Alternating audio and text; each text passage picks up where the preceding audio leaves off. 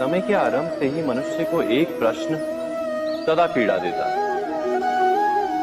कि वो अपने संबंधों में अधिकतम सुख और कम से कम दुख किस प्रकार प्राप्त कर सकता है। क्या आपके सारे संबंधों ने आपको संपूर्ण संतोष दिया है? विचार कीजिए। हमारा जीवन संबंधों पर आधारित है, हमारी सुरक्षा संबंधों पर आधारित है। इसी कारण हमारे जीवन के सारे सुखों का आधार भी संबंध है। किंतु फिर भी हमें संबंधों में ही अधिकतर दुख क्यों प्राप्त होते हैं? सदा ही संघर्ष भी संबंधों से ही उत्पन्न क्यों हो जाते हैं? कभी विचार किया है? जब कोई व्यक्ति किसी अन्य व्यक्ति के विचार अथवा कार्य को स्वीकार नहीं करता, उसमें परिवर्तन करने का प्रयत्न करता है, तो संघर्ष जन्म लेता है। अर्थात जितना अधिक अस्वीकार उतना ही अधिक संघर्ष, और जितना अधिक स्वीकार उतना ही अधिक सुख। क्या ये वास्तविकता नहीं?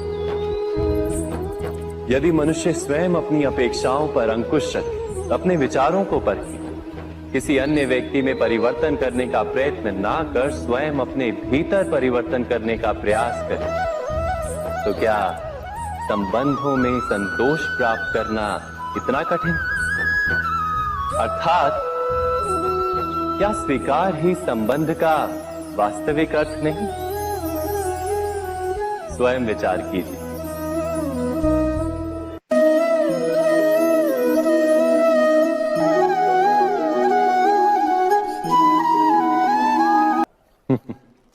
इसमें कुछ गंदगी है, किंतु यदि आप इसे कुछ समय के लिए ऐसे ही छोड़ दोगे तो आप देखोगे ये मैल अपने आप इसके तले जाकर बैठ जाएगा।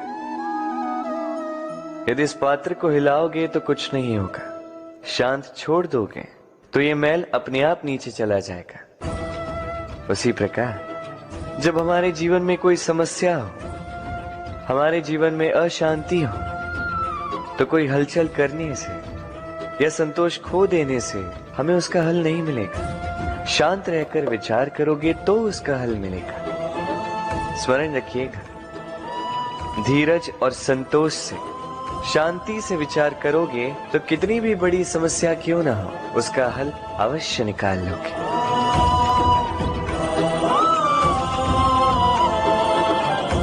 क्योंकि अशांति का सुझाव शांति ही है। राधे राधे। समय, कहते हैं समय से पूर्व कुछ नहीं होता, हर बात का एक समय होता है। समय से पूर्व न सूर्योदय होता है न सूर्यास्त होता है। समय से पूर्व पौधों में न पुष्प खिलते हैं न फल। किंतु एक बात सोचिए, यदि वर्षा आने से पूर्व किसान भूमि ना जोते, वो बीज ही ना पिरोए, तो क्या फसल उगेगी? यदि योद्धा युद्ध से पूर्व अपने शस्त्र ही ना परखे, तो वो युद्ध कैसे लड़ेगा? इसका अर्थ ये है, समय आपका जब आना है तब अवश्य आएगा, किंतु तब तक ये महत्वपूर्ण है कि आप स्वयं को उसके लिए सज्ज रखें, क्योंकि ये अवसर, ये शब्द बोलने में जितना छोटा है, ये आता भी उतने छोटे समय के लिए है और फिर निकल जाता है।